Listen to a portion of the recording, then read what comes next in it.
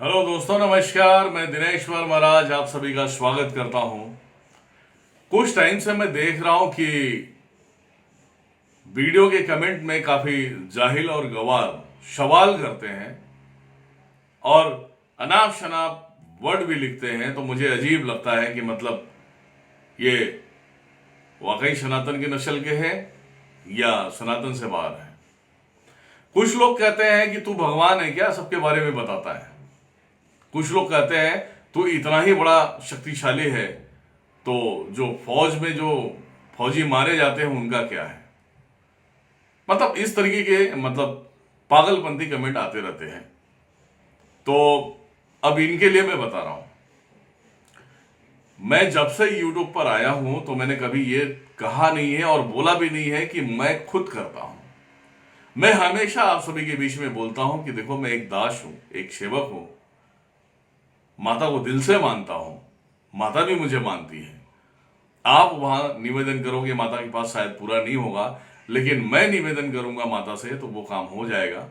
तो मैं एक नौकर हूं, यहां भगवान का कोई बात ही नहीं है इसमें।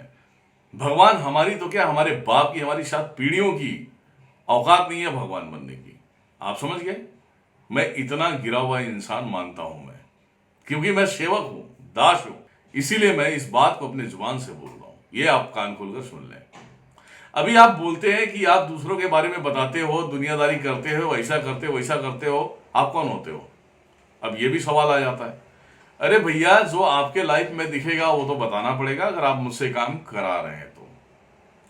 दूसरी बात, सुशांत सिंह के आत्मा को लेके एक बात उन्होंने कमेंट में लिखा था, कई लोगों ने कमेंट में लिखा था कि तू इतना ही बड़ा विद्वान है, सुशांत सिंह की आत्मा से बात करा सकता है, उसे बलवान बना सकता है, तो जो फौजी भाई मारे जाते हैं उनकी आत्मा को बलवान क्यों नहीं बना सकता तू?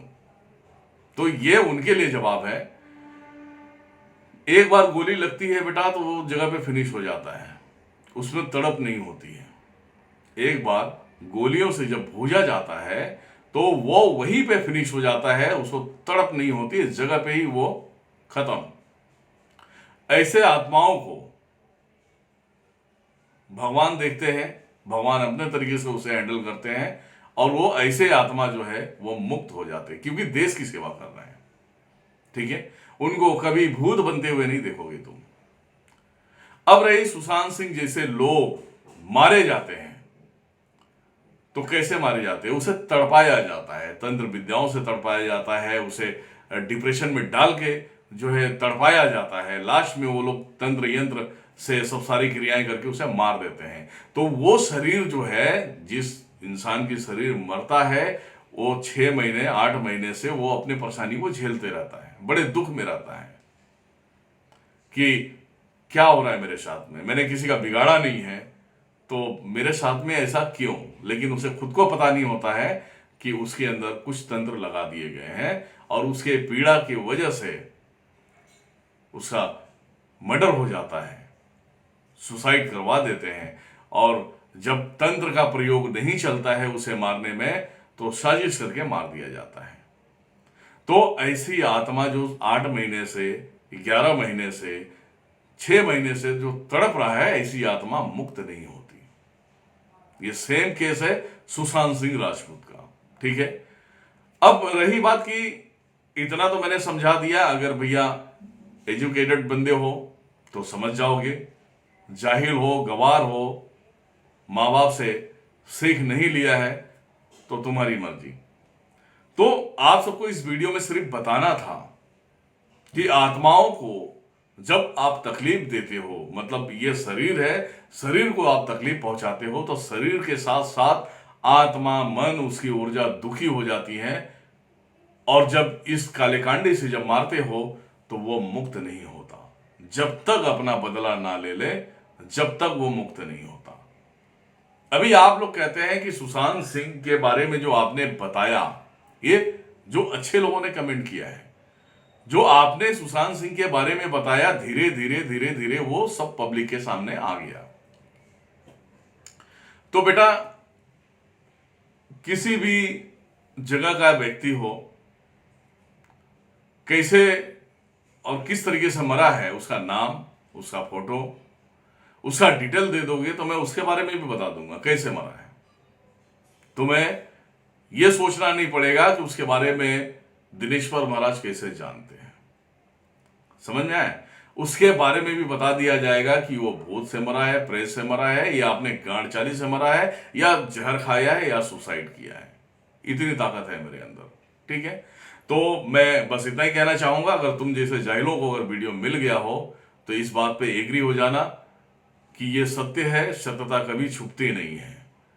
और रही सुशांत सिंह की बात, तो सुशांत सिंह की आत्मा इतना प्रबल था कि सबको उलझा दिया है, और जिसको उसको दंड देना है वो दंड दे रहा है और देते रहेगा वो। ठीक है, जब तक अपने प्रतिशोध का बदला ना ले ले, जब तक इस संसार से मुक्त नहीं होगा। समझ गए? आप लोग कहते हैं कि महादेव का सेवक था, महादेव क्यों नहीं बचाए? माता का सेवक था, माता क्यों नहीं बचाए?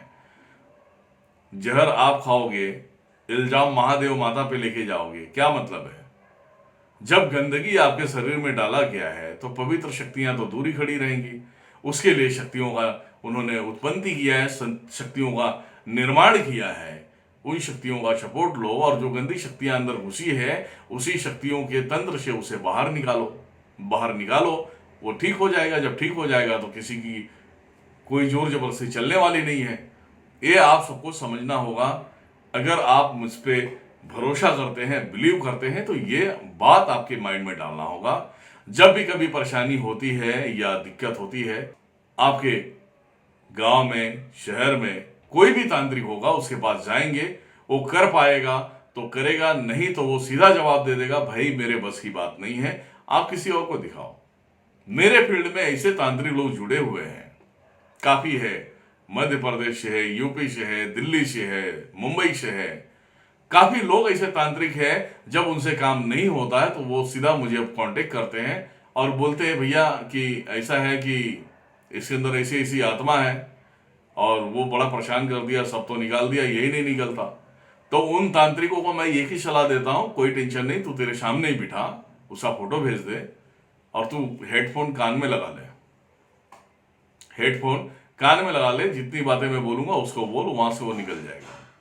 और मैं यहां से एक नींबू काटता हूं, कट करके उसे निकाल देता हूं, तो उस तांत्रिक का नाम होता है। किसका नाम होता है? उस तांत्रिक का नाम होता है। मैं अपना नाम नहीं लेना चाहता। मेरे लिए जितना माता ने दिया है, जितना किया है, वो मेरे लिए बहुत ज्यादा है। और मैं सदा सर्वदा जब भी जन्म लूंगा, माता का दास बन के ही जन्म लूंगा, उसका बच्चा बन के जन्म लूंगा, महादेव का बच्चा बन के जन्म लूंगा। मैं यही सदा सर्वदा कामना करता हूं महादेव माता से कि मैं हर जन्म में आपका भक्त रहूं और मेरे से ऐसा कोई गलती ना हो कि पश्चाताप करने में मुझे शर्मिंदगी महसूस हो। ठीक है।